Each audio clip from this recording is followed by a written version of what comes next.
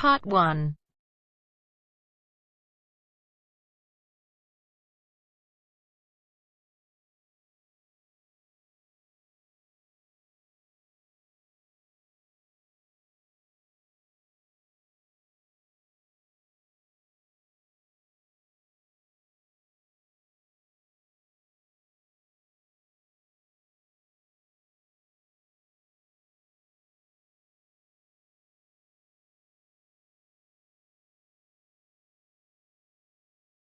You will hear a number of different recordings, and you will have to answer questions on what you hear. There will be time for you to read the instructions and questions, and you will have a chance to check your work. All the recordings will be played once only. At the end of the test, you will be given 10 minutes to transfer your answers to an answer sheet. You will hear a man phoning to complain about a flight. First, you have some time to look at questions 1 to 3.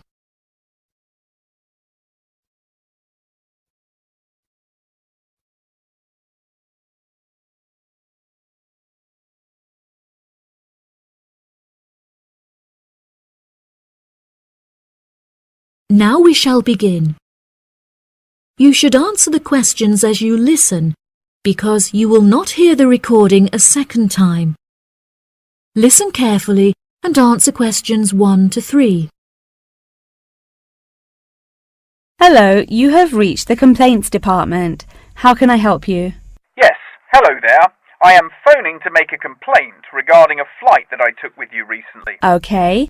There are some details I will need to take from you first. May I have your name, please? Jack Dawson. That's D-A-W-S-O-N. And your address? It's 33 Hillcrest Road. That's Hillcrest. 33 Hillcrest Road. Is that in Exeter? Yes. And what is the postcode of the residence? It's AL698GQ. Thank you. Do you have a telephone number?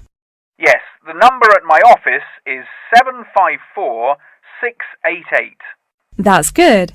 And may I just take a home phone number for you in case of emergencies? No problem. It's 798662. Are they both local numbers? Yes. Before you hear the rest of the conversation, you have some time to look at questions 4 to 10.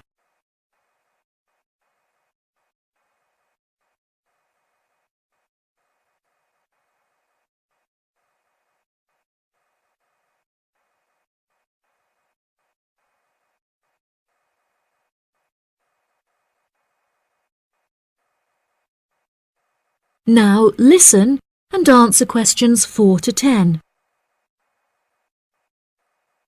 Okay, great. Thank you for your patience. Now, what is the nature of your complaint? I'm phoning to complain about a flight I took recently. I always take certain measures to ensure that I will be comfortable. For example, I always pay the additional cost for extra legroom, and I always arrive punctually for the flight to make sure that I'm seated beneath an air conditioner. Unfortunately, I was disappointed to find that the air conditioning on the plane was broken, so I spent the entire flight in discomfort as it was too hot and the air was stuffy. I see. I do apologize for this fault with the air conditioning. Now, while I have you on the phone, would you mind answering a short questionnaire regarding your recent flight? Sure. Okay, let's get started. What did you think of the food that was served to you during the flight? I thought that it was inexpensive and quite delicious. However, I was still very hungry afterwards, as it was a very small portion and more of a snack. Providing a snack for lunch is not reasonable. Okay, I have noted that down. What was your opinion of the quality of service that you received from our staff on board? The staff was very helpful, but each time I pressed the button to request service, it took a long time for a staff member to arrive. I found this frustrating as there just weren't enough staff on board the flight to be able to serve all the customers. Okay, that's great.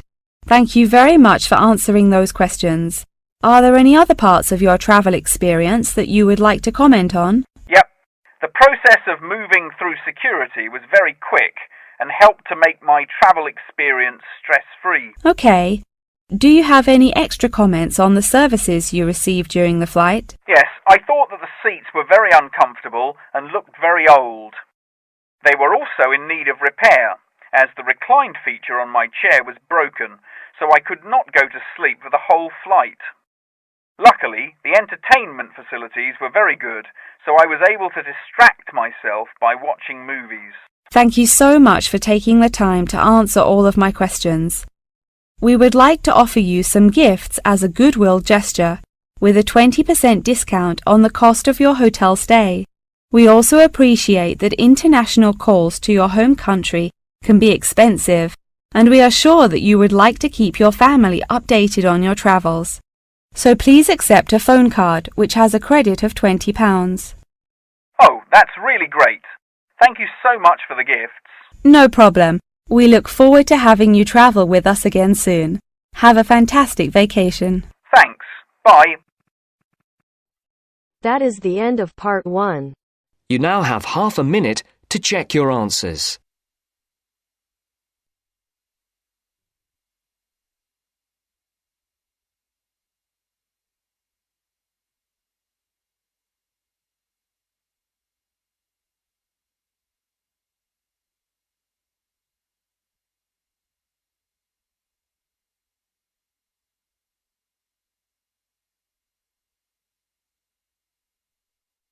Now turns to part 2.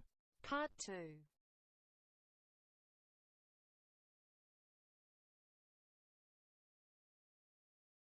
You will hear part of a talk given by a member of staff at a car rental company.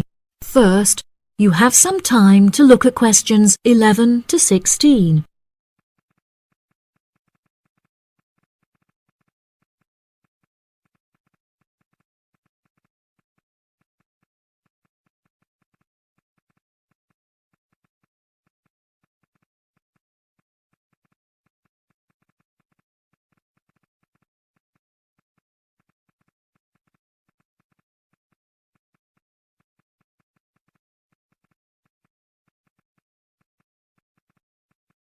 Now listen carefully and answer questions 11 to 16. Good morning, listeners, and welcome back to Star Radio.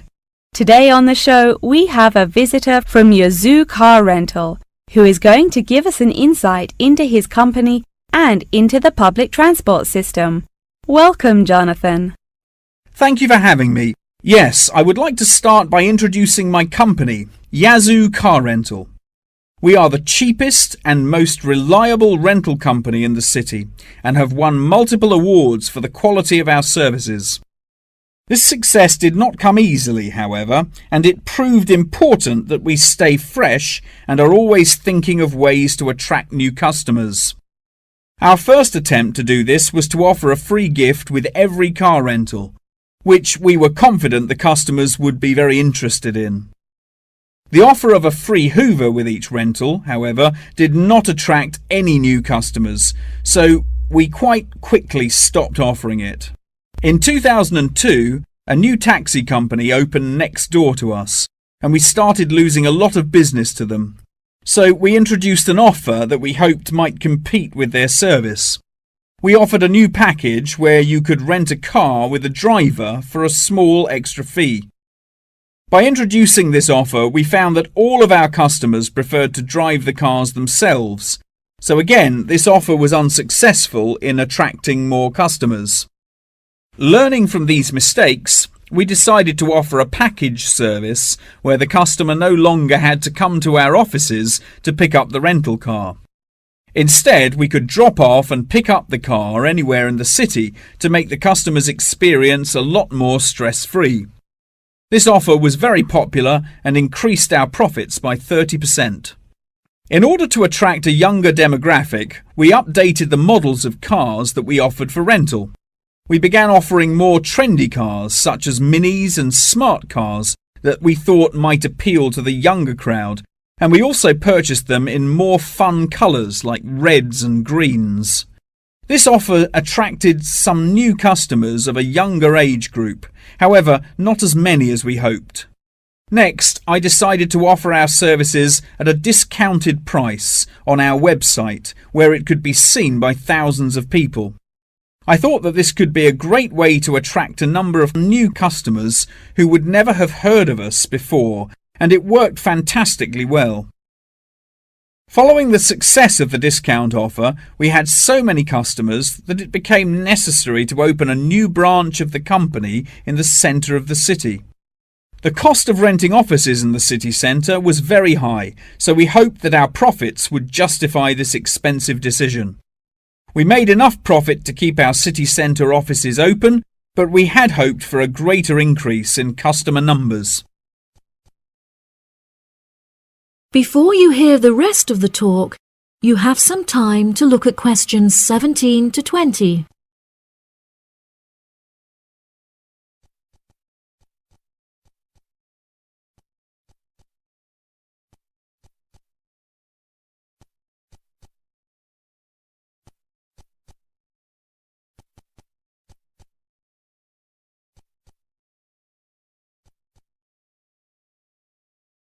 Now listen and answer questions 17 to 20. Now for the second part of my talk, which is on the topic of public transport. There are many benefits to public transport. For example, the recent introduction of bus lanes has meant that buses are now unaffected by traffic jams and are able to stay on schedule. Unfortunately, as fewer and fewer people are taking the bus nowadays, the service has become quite inefficient. This reduction in passengers may be due to the stories in the newspaper about the dangers posed to pedestrian safety by the buses. However, this is largely untrue, as buses are responsible for far less pedestrian-related accidents than cars. I use the bus service often, as car petrol is so expensive nowadays that the bus is far more affordable. However, if I am in a rush, I prefer to take a taxi, as they tend to get you to your destination very quickly, so you can remain punctual for your appointments. I also very much enjoy flying to my destinations, as the service is incredibly fast and the airports are always very easy to find.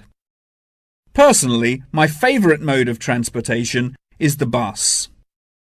Due to the lack of people using the service, I have found that the buses are never overcrowded, so there is always a seat available. They are also never dirty, as they get cleaned regularly. However, I have found that sometimes the bus can be over a half hour behind schedule, which can be very frustrating. There has been a lot of fluctuation in the price of bus tickets in the last couple of years. In the past, £1.80 for a ticket was enough to sustain the bus companies. However, as the price of fuel increased, so did the ticket prices. Now the ticket prices are declining as the bus companies try to encourage more people to use their service again. Well, that's all from me today. Thank you for listening. That is the end of part 2. You now have half a minute to check your answers.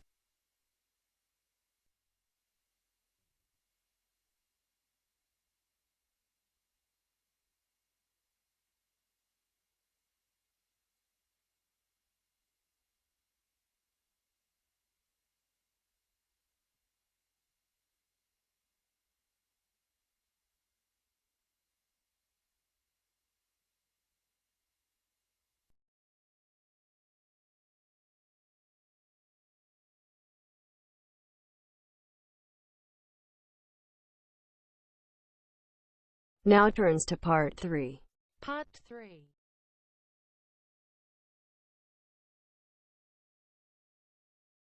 You will hear a conversation between a student and her professor discussing an assignment. First, you have some time to look at questions 21 to 25.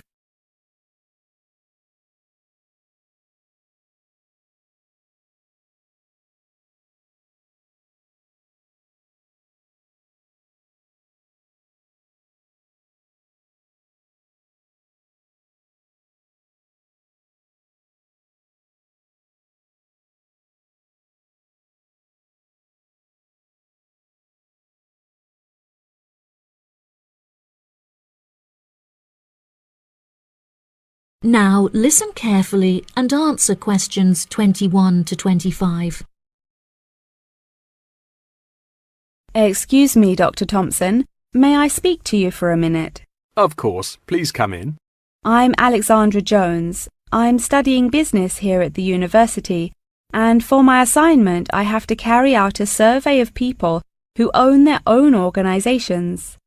I heard that you are the founder of your own company, and I was wondering if I could ask you some questions about it. Yes, of course. Please fire away. Okay, great. We'll get started. Did you encounter any problems whilst you were starting your company? Actually, it was not as hard as I anticipated.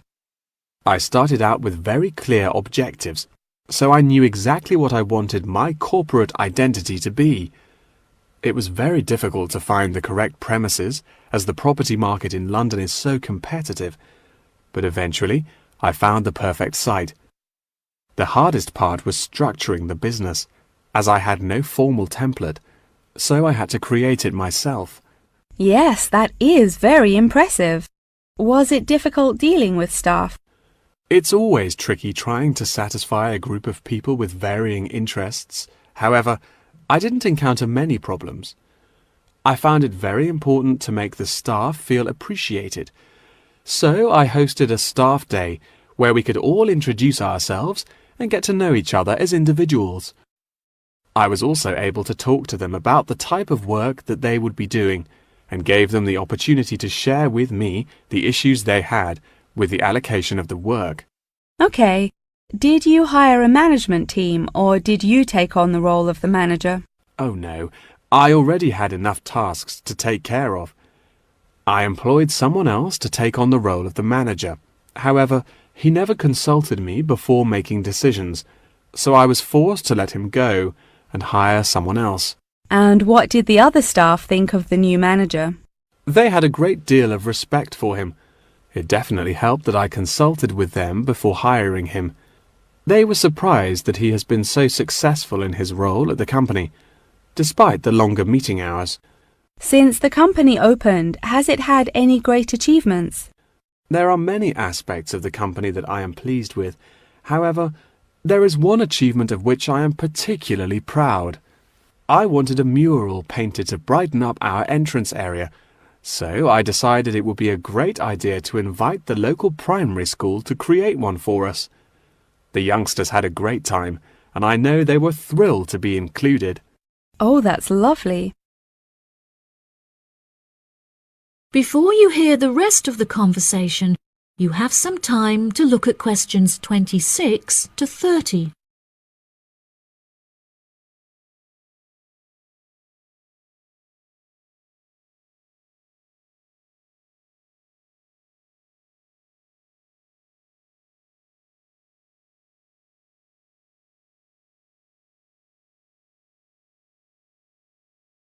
Now listen and answer questions 26 to 30.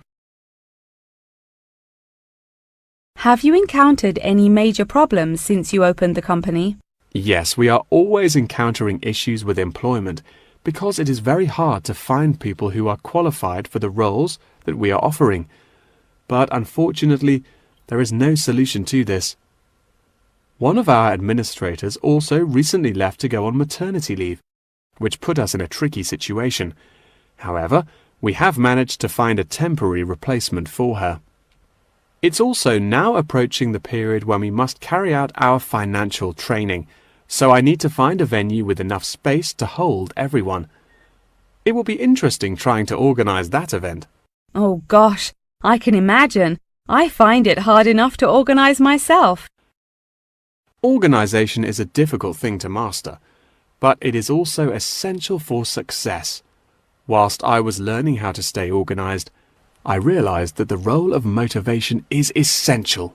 Okay, that's great. I also suggest that you visit the library, as there is a section on culture that will have some very valuable material on how to develop your organization skills. Okay, I'll head to the library when we're finished. I think you will find it very useful. They also have a collection of documentaries on the subject of personal organization, and I suggest that you look up the literature on management of change. I personally found these sources incredibly useful. Articles are also a valuable resource, and we have a whole collection of them in our university library. I advise that you look at Section 2, where you will find articles on the nature of volunteering. That's great. Thank you so much for your help. No problem.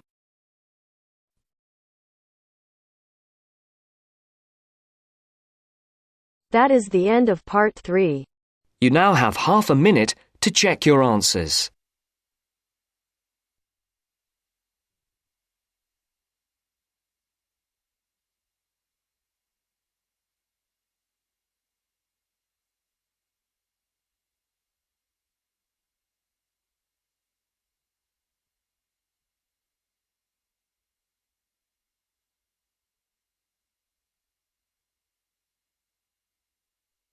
Now turns to part 4. Part 4.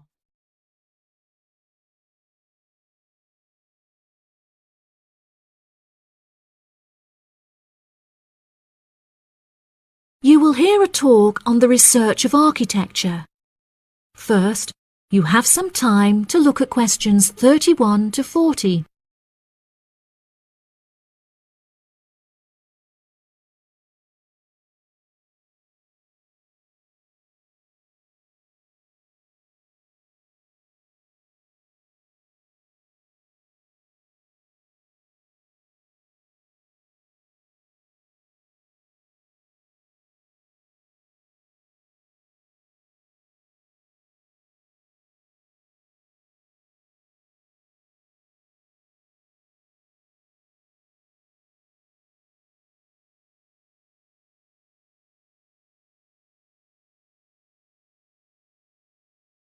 Now listen carefully and answer questions 31 to 40.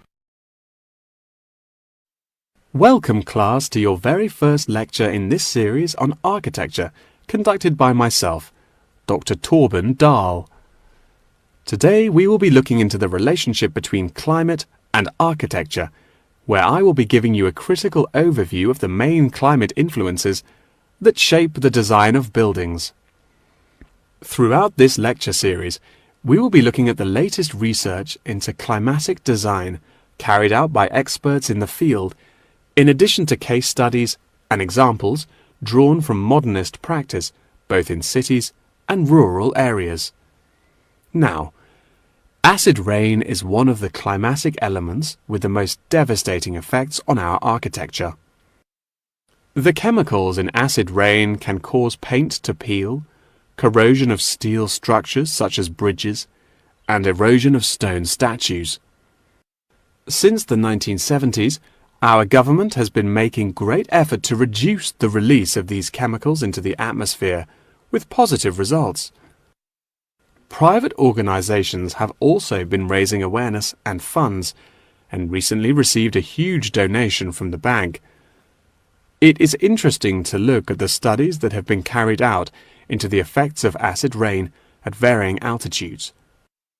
Research has shown that there are lower levels of acid in the damaging pollutants at higher altitudes, meaning that skyscrapers are much less vulnerable to the negative effects, as they are exposed to acid rain with far lower levels of damaging pollutants.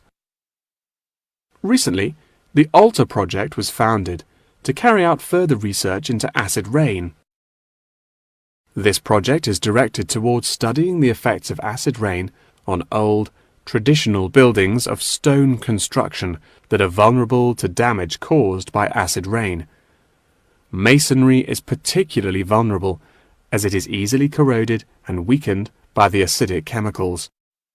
It is imperative that we protect these buildings, as they are valuable examples of our history and culture.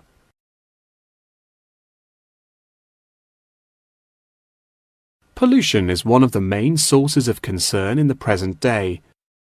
The construction industry contributes considerably as a source of pollution in its day-to-day processes of creating building materials such as concrete and glass.